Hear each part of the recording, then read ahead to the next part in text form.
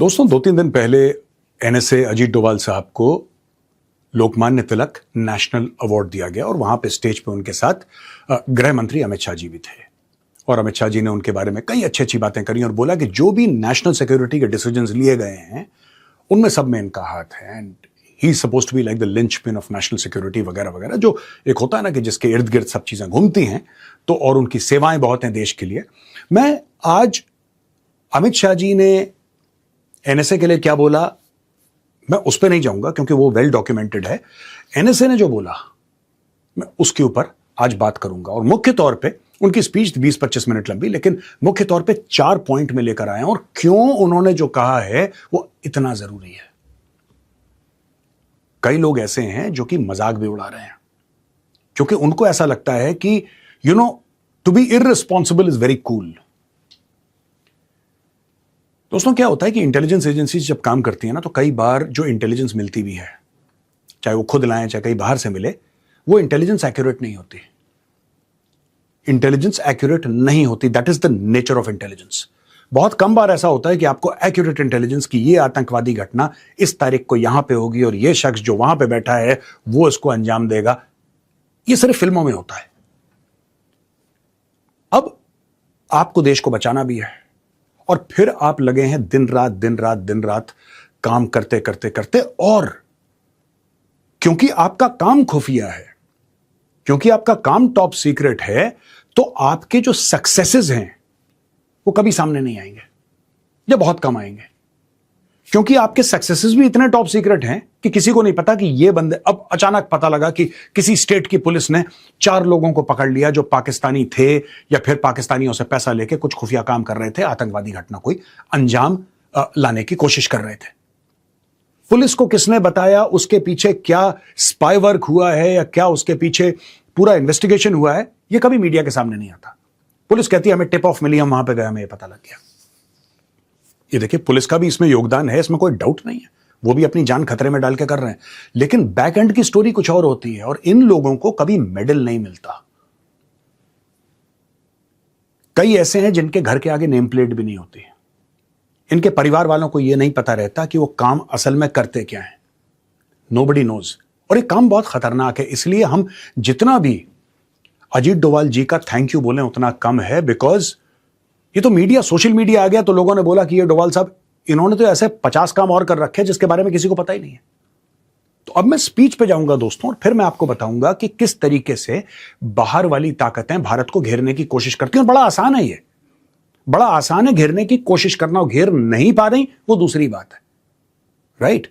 यानी कि अगर आतंकी हमला भारत में होता है तो हम लोग कहते हैं अरे यार इंटेलिजेंस एजेंसी फेल हो गई, कहां थी इंटेलिजेंस, ये तो फेल हो गई है। हम ये नहीं देखते कि 999 कोशिशें इंटेलिजेंस एजेंसीज विफल कर चुकी हैं। और यही चीज है, we have to be lucky every single day. We when I say India, we have to be lucky every single day, they have to be lucky just once.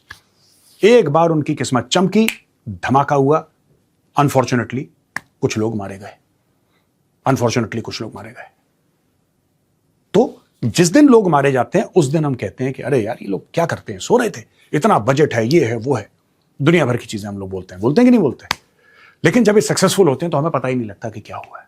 चलिए अब चलते हैं और ये देखते हैं कि डोभाल साहब ने बोला। एक जो मुझे पॉइंट बहुत अच्छा लगा कि national interest needs to be placed before personal interest. आपको क्या बेनिफिट है, आपको क्या लॉस है, वो बाद में आता है। देश के लिए क्या फायदेमंद है वो सबसे पहले आता है। जनता के अंदर में वो विचार नहीं आएगा, वो सेंटिमेंट क्रिएट नहीं होगा, राष्ट्र भाव का सेंटिमेंट क्रिएट नहीं होगा, जहां पर आप अपनी सभी इच्छाओं को गौण करके राष्ट्र हित को सर्वोपरि समझे, तब तक राष्ट्र का निर्माण और राष्ट्र का विकास और राष्ट्र सुरक्षा संभव नहीं होगी। देखिए हम लोग स्ट्रैटेजी में लोग मुझसे अक्सर पूछते हैं कि क्या करना चाहिए, तो काफी कंफ्यूजन होता है, कई रास्ते दिखाई देते हैं, कौन सा सही है एक भ्रम की दशा में होती है। तो उसे हम कहते हैं वेड एनालिसिस, कि जीवन के अंदर में अपेक्षाएं, आशाएं, इच्छाएं, आकांक्षाएं तो सभी की होती है और हम सभी इंसान हैं तो सभी तरह की होती है, लेकिन हम वेड एनालिसिस करते हैं, वाइटल क्या है, एसेंशियल क्या है, डिजायरेबल क्या है। और यदि राष्ट्र सेवा हमारे लिए वाइटल है, अगर राष्ट्र को शक्तिशाली बनाना हमारे लिए वाइटल है, तो उसके सामने सारी इच्छाएं जो हैं वो गौण हो जाती हैं। फिर उन्होंने बोला कि जो राष्ट्र सर्वोपरि है या जो राष्ट्र की चीजें हैं वो जाति, धर्म, कम्युनिटी, लैंग्वेज, स्टेट, इन सब के ऊपर होनी चाहिए। अगर आप राष्ट्र को नीचे लाएंगे तो हम सब, देखिए हमारी आइडेंटिटी क्या है, वी आर इंडियंस, ये हमारी प्राइमरी आइडेंटिटी है, beyond religion, beyond caste, beyond language, beyond food habits, beyond everything. हमारी प्राइमरी आइडेंटिटी ये है कि हम लोग इंडियंस हैं, हम लोग भारतवासी हैं, और ये आइडेंटिटी हमारी सबसे ऊपर है। आजकल के लोग जो अपने राइट्स की बात करते हैं, उनको ये नहीं पता कि इन राइट्स को अगर हम मिसयूज करेंगे तो शायद जिन लोगों ने इन राइट्स के लिए अपना इतना सर्वस्व त्याग किया, उनकी आत्मा को कितना कष्ट पहुंचेगा। डोवाल साहब ने यह भी बोला कि भारत ने अपना पूरा पोटेंशियल रीच नहीं करा है, करा ही नहीं अभी तक पूरा पोटेंशियल रीच। उनका कहना है कि भारत की तरक्की से बाहर की ताकतें नाखुश हैं और बाहर की ताकतें कुछ ना कुछ ऐसा करती रहती हैं और आपको लगेगा यार ये तो दोस्त है, ये तो बड़ा अच्छा मुल्क है यार, ये तो वेरी गुड कंट्री यार, ये तो हमारे लिए देखो इतना अच्छा अच्छा बोलती है। वही कंट्री आपकी जड़ें खोदने की कोशिश में। मैं आपको बताता हूं, अगर भारत यह कहता है कि हमारी डिसीजन मेकिंग सॉवरेन है, अगर भारत कहता है कि यह हमारी खुद मुख्तारी है, यह हमारी संप्रभुता है और उसके लिए हम लड़ बढ़ जाएंगे किसी के लिए, तो आपको क्या लगता है अमेरिका को अच्छा लग रहा है ये सुनने में? आप पहले देखिए डोवाल साहब ने बोला क्या है, फिर मैं आपको समझाता हूं। भारत अभी वहां नहीं पहुंचा है जहां उसे होना चाहिए। ऐसा लगता है कि शायद हम स्वतंत्र हैं तो हमारे ऊपर सारी जिम्मेदारियां खत्म हो गई हैं। आज भी भारत को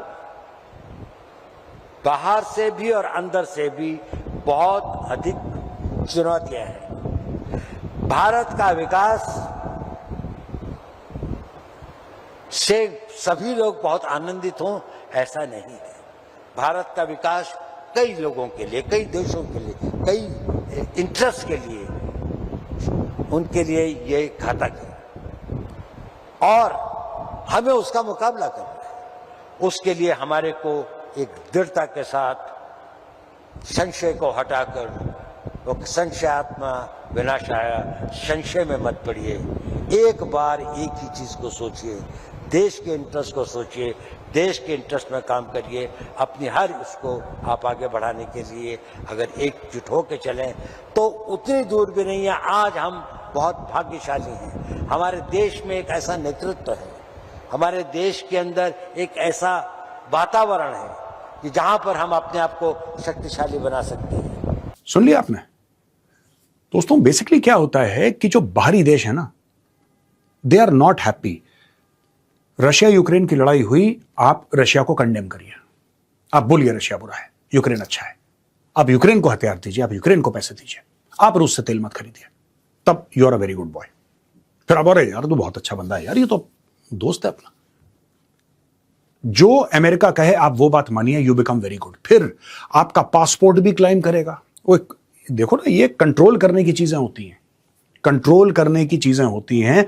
आप पहले डिनाई करो किसी को कोई चीज और फिर आप उसको दो तो उसकी वैल्यू 10 गुना करता है। अगर वो चीज आसानी से मिल जाती है तो फिर तो ये डिनायल का गेम खेलते हैं। भारत बात नहीं मानेगा अमेरिका की, भारत कहेगा हमारी अपनी संप्रभुता है, हम किसी की बात नहीं मानते। अचानक आपको पता लगा कि एक डेमोक्रेसी का इंडेक्स जारी करा और भारत बिल्कुल नीचे है, एक अजीब सा हैप्पीनेस इंडेक्स। पाकिस्तान में हर दिन बम फट रहे हैं, हर दिन लोग मर रहे हैं, ठीक है, हजारों आतंकवादी हमले, हजारों, मैं 100 की बात नहीं कर रहा, मैं हजारों की आतंकवादी हमले हर साल होते हैं पाकिस्तान में, थाउजेंड्स अपॉन थाउजेंड्स। लेकिन हैप्पीनेस इंडेक्स पाकिस्तान का देखिए, ये किस तरीके से वेस्टर्न कंट्रीज आपको मैनिपुलेट करती हैं, किस तरीके से चाइना मैनिपुलेट करने की कोशिश करता है, ये सारी की सारी चीजें, these are all facets of intelligence. और फिर उन्होंने बोला जो चौथा पॉइंट है, एक मोटिवेशनल पॉइंट है, मैं चाहता हूं कि आप सुनिए उन्होंने क्या बोला। स्लोगन देते, एक नया युद्ध घोष देते तो शायद वो कहते कि भारत को सशक्त और विकसित बनाना मेरा जन्म सिद्ध कर्तव्य है और मैं इसे करके ही रहूंगा।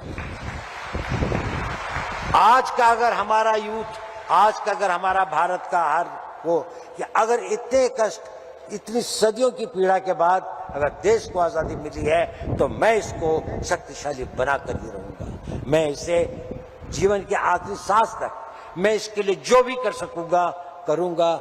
इस भावना को अगर आज कि जो यंग इंडियंस हैं, है ना, you take advantage of this great opportunity, put the country first and work hard towards making your country great. आपको लगेगा कि यार ये उनकी ना उम्र हो गई है, काफी सीनियर हैं और इस टाइप की, देखिए he is talking with a lot of depth. किसी को उल्टा सीधा बोलना, सड़क पे बैठ के वहां पे 1500 लोग हैं उनके बीच में बैठ के रील बनाना, और ये बड़ी छिछोरी चीजें हैं, ये बड़ी आसान चीजें हैं। These are very easy things to do. मैं भी कर सकता हूं यार, मैं भी कर सकता हूं यहां पे बैठ के। किसको गाली देनी है बोलो, किसको गाली देनी है? और जब कोई मुझे बोलेगा, बोलो नहीं ये तो संविधान कहता है। अरे संविधान तो कहता है, संविधान 10 चीजें और कहता है यार। ठीक है, अब मैं आपको बताता हूं दोस्तों कि किस तरीके से भारत को घेरने की साजिश है। आप ये देख लीजिएगा जो एनएसए ने बोला है, डोवाल साहब ने, एक तरफ उसको रखिए। अब मैं आपको एग्जाम्पल देता हूं और मैं मोटे मोटे आपको 4 एग्जाम्पल दूंगा किस तरीके से भारत की तरक्की को रोकने की कोशिश कर रही है बाहरी ताकत। अब दोस्तों एक भारत ने बोला कि साहब हजारों करोड़ का, इनफैक्ट यहां पे लिखा हुआ एग्जैक्ट फिगर 81,000 करोड़, 81,000 करोड़ का एक प्रोजेक्ट है गलीथिया बे प्रोजेक्ट। गलीथिया बे प्रोजेक्ट आप अपने मैप पे देखिए कहां पे है। ये अंडमान में है, अंडमान एंड निकोबार की जो आइलैंड की श्रृंखला है उसमें है, और इंडोनेशिया के बिल्कुल बगल में है। यहां पे भारत एक बहुत बड़ा प्रोजेक्ट लाना चाहता है, गलीथिया बे प्रोजेक्ट। यहां पे नेवी का बेस होगा, यहां पे एयरपोर्ट होगा, और बहुत इसलिए जरूरी है क्योंकि ये चाइना की मेन ट्रेडिंग रूट के बिल्कुल मुंह पे है ये। और वो जो चाइना की जो मेन ट्रेडिंग रूट है that passes through the Malacca straight. अभी आपने एक और स्ट्रेट हॉर्मूज देख लिया ना आपने, हॉर्मूज बंद हो गया, दुनिया की नाक से खून निकल गया। जितना पूरी दुनिया के लिए स्ट्रेट ऑफ हॉर्मूज इंपॉर्टेंट है, उससे कहीं ज्यादा, 2 गुना 3 गुना ज्यादा इंपॉर्टेंट है मलाक्का स्ट्रेट चाइना के लिए। और चाइना आपको एंगेज करता है कहां पे? हिमालयस में। चाइना आपको एंगेज करता है हिमालयस में हर समय। आप देख लेना, गलवान कहां है? गलवान समुद्र में थोड़ा ना, वो तो हिमालय में। चाइना हर समय वहां पे प्रेशर डालेगा, हिमालय पे हर समय प्रेशर डालेगा। जानबूझ के चाइना ने लाइन ऑफ एक्चुअल कंट्रोल का मामला नहीं सलटाया। चाइना नहीं सलटाएगा। भारत 50 बार बोल चुका है कि यार बैठ के खत्म करो यार, जो भी करना है खत्म वतम करके एंड दिस। नहीं करेगा चाइना, क्योंकि चाइना वो प्रेशर बनाए रखना चाहता है। असली गेम हिमालय में नहीं हो रहा है, असली गेम समुद्र में हो रहा है as far as China is concern. मैं अपनी बात नहीं कर रहा, हमारे लिए दोनों इंपॉर्टेंट है। हमारे लिए जो हिमालय में लड़ाई हो रही है, समुद्र में हो रही है, वो सब हमारे लिए इक्वली इंपॉर्टेंट है, लेकिन चाइना का असली गेम हो रहा है समुद्र में। चाइना की आज की तारीख में दोस्तों वर्ल्ड की बिगेस्ट नेवी है। It has a navy bigger than the United states of America. हाँ, उतने एयरक्राफ्ट कैरियर नहीं है, उतनी न्यूक्लियर सबमरीन्स नहीं है, लेकिन चाइना तरक्की कर रहा है नेवी के मामले में। क्यों? नेवी पे इतनी तवज्जो क्यों दे रहा है? क्योंकि चाइना को पता है कि जो असली निर्णायक लड़ाई होगी, किसी के साथ भी उसकी होगी, मैं इंडिया की बात नहीं कर रहा, किसी के साथ भी होगी, वो समुद्र में होगी। इसीलिए ये जो गलीथिया बे प्रोजेक्ट है, this is extremely important for India as a trading post और a trading location, as a naval facility, as a reconnaissance facility. वहां पे आर्म्ड फोर्सेस, दुनिया भर की चीजें भारत के लिए बहुत जरूरी है। लेकिन अब लोग क्या कहते हैं कि साहब वहां पे जो वाइल्ड लाइफ है, देखिए वाइल्ड लाइफ भी जरूरी है। आई विल नॉट से कि ना वाइल्ड लाइफ से क्या फर्क पड़ता है, हर चीज का फर्क पड़ता है दोस्तों। कोई जानवर है या कोई बायोडाइवर्सिटी का जो अगर कोई ऐसी बात है या इकोसिस्टम की कोई बात है, we should take a look at that. लेकिन कुछ ऐसे प्रोजेक्ट्स हैं जहां पे आप ये सरकार को बोल सकते हैं कि सर इसको ना थोड़ा इस तरीके से करिए कि आपका भी काम हो जाए, नेशनल सिक्योरिटी का और बायोडाइवर्सिटी भी। लोग एक्सट्रीम पोजीशन ले लेते हैं और लोगों को यह नहीं पता कि कुछ एनजीओज जो हैं वो एक्सट्रीम पोजीशन जानबूझ के, ये कछुए हैं, ये देखिए साहब लिखा हुआ है यहां पे, लेदर बैक टर्टल है, छोटे छोटे कछुए होते हैं लेदर बैक टर्टल, वो खत्म हो जाएंगे। बोला यहां पे फ्लोरा एंड फोना है, पेड़ हैं, पौधे हैं अलग अलग किस्म के, वो बर्बाद हो जाएंगे। आपने कभी चाइना को देखा कि चाइना यहां पे नहीं आएगा क्योंकि कछुए बर्बाद हो जाएंगे? मैं एनवायरनमेंट की बात को छोटा नहीं बोल रहा, मैं कह रहा हूं कहीं ना कहीं बैलेंस आपको बनाना पड़ेगा। If you don't have that balance you will suffer. फिर लोग बोलेंगे चाइना कैसे आ गया, वहां पे कैसे आ गया। तो ये कौन है जो जानबूझ के बार बार बार बार बार बार इस प्रोजेक्ट को, जिसको they are trying to puncture this entire thing, they are trying to say that नहीं ये प्रोजेक्ट मत करो, हमारा एनवायरनमेंट बिल्कुल बर्बाद हो जाएगा। अब हरदीप पुरी साहब हैं, उन्होंने अनाउंस करा कि साहब भारत के पास तेल के भंडार हैं अंडमान एंड निकोबार में। ये किसी आइलैंड पे नहीं है, समुद्र के नीचे, ठीक है। तो भारत के पास तेल के भंडार हैं, गैस के भंडार हैं, और अगर ये हो गया फिर भारत को इंपोर्ट नहीं करना पड़ेगा। तो भारत ने एक प्रोजेक्ट लॉन्च किया, समुद्र मंथन, और मोटा पैसा उसमें इन्वेस्ट करा। मोटा मतलब बड़ा पैसा उसमें। और बोला कि नहीं साहब समुद्र मंथन, वही हजारों हजारों करोड़ का बजट लाके कि समुद्र मंथन में हम लोग एक काम करेंगे, नीचे से तेल निकालेंगे। कारण क्या है दोस्तों? कारण यह है कि अगर 10 बैरल ऑयल भारत की जरूरत है, उदाहरण दे रहा हूं आपको, एक I am just giving you an example, अगर 10 बैरल तेल भारत की जरूरत है तो उसमें से 9 बाहर से आते हैं। भारत लगभग 90% अपना तेल इंपोर्ट करता है और भारत इसमें कुछ नहीं कर सकता, क्योंकि आपकी जमीन में उतना तेल है ही नहीं। तो आपने बोला इंपोर्ट करो, क्योंकि भाई गाड़ियां कैसे चलेंगी, पूरा सिस्टम आपका कैसा चलेगा विदाउट एनर्जी, तो आप इंपोर्ट करिए। अच्छा, बीच में यह हो जाता है कि ईरान कहता है हम हॉर्मुज ब्लॉक कर देंगे, ईरान कहता है हूथियों से कि हम बाबल मंदेब ब्लॉक कर देंगे। अरे अगर आप हॉर्मुज ब्लॉक कर देंगे तो फिर आप ओमान थोड़ा सा इंपैक्ट होगा, यूएई थोड़ा ज्यादा इंपैक्ट होगा, कतर बिल्कुल इंपैक्ट होगा, बिल्कुल इंपैक्ट होगा, बहरीन बिल्कुल इंपैक्ट होगा, इराक बिल्कुल इंपैक्ट होगा, कुवैत बिल्कुल इंपैक्ट होगा। आप मैप पे देखिए ना कहां कहां ये, इनके पास चारा क्या है, फिर लंबी पाइपलाइन यहां से वहां से। सऊदी अरब इंपैक्ट होगा, ये सारे के सारे देश इंपैक्ट होंगे और सबसे बड़ी बात है भारत इंपैक्ट होगा। तो हमें ये सब चीजें सपोर्ट करनी चाहिए। अब जब हम कहते हैं कि वहां पे समुद्र के, और ये किसी आइलैंड में नहीं है जहां पे वो कछुए हैं या कुछ और है या चिड़िया वगैरह हैं, ये समुद्र के नीचे है। This is offshore drilling. कि नहीं साहब ऑफशोर ड्रिलिंग से क्या होगा, तेल फैलेगा, माहौल खराब हो जाएगा, एनवायरनमेंट खराब हो जाएगा। यार एनवायरनमेंट तो तब भी खराब होता है जब आप गाड़ी चलाते हैं सड़क पे, पेट्रोल से धुआं आता है, एनवायरनमेंट तब भी खराब होता है, तब नहीं होता खराब एनवायरनमेंट। अब किसी को बोलो एनवायरनमेंट के लिए बेटा कल से तू अपनी गाड़ी मत चलाना, तू साइकिल से जाओ, बस जाओ तुम। जब नॉर्वे तेल निकालता है तो वहां का एनवायरनमेंट खराब नहीं होता, जब अमेरिका निकालता है, कनाडा निकालता है, वहां का एनवायरनमेंट खराब नहीं होता, वहां का एनवायरनमेंट खराब नहीं होता। जब वेनेजुएला करता है उसका एनवायरनमेंट खराब नहीं होता, अर्जेंटीना करता है उसका एनवायरनमेंट खराब नहीं होता, बाकी जितने भी मुल्क हैं, कतर करता है, ईरान करता है, किसी के एनवायरनमेंट में कोई फर्क नहीं पड़ता। सिर्फ जब भारत की सरकार ये कहती है कि साहब समुद्र के नीचे तेलों का भंडार है और बहुत बड़ा भंडार है, हमारी प्रॉब्लम्स आसान हो जाएंगी, हम आउटसाइड डिपेंडेंसी जो हमारी है वो लगभग खत्म हो जाएगी, तो भारत में फिर मछलियां भी बीमार हो जाती हैं और कछुओं को भी बुखार आ जाता है। और फिर आप एक ऐसा पब्लिक ओपिनियन बनाते हैं कि पता नहीं मोदी सरकार क्या ही करने वाली है। यह आपकी रिक्वायरमेंट है दोस्तों। ट्रेडिशनल सिक्योरिटी होती है, नॉन ट्रेडिशनल सिक्योरिटी होती है।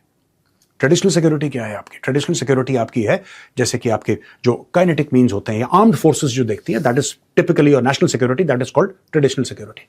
नॉन ट्रेडिशनल सिक्योरिटी आपकी energy, food, water, this is your non traditional security and this is equally important. This is equally important. आपके देश में तेल है, आप कह रहे नहीं निकलेगा, नहीं निकलेगा, कछुए परेशान हो जाएंगे, मछलियां मर जाएंगी।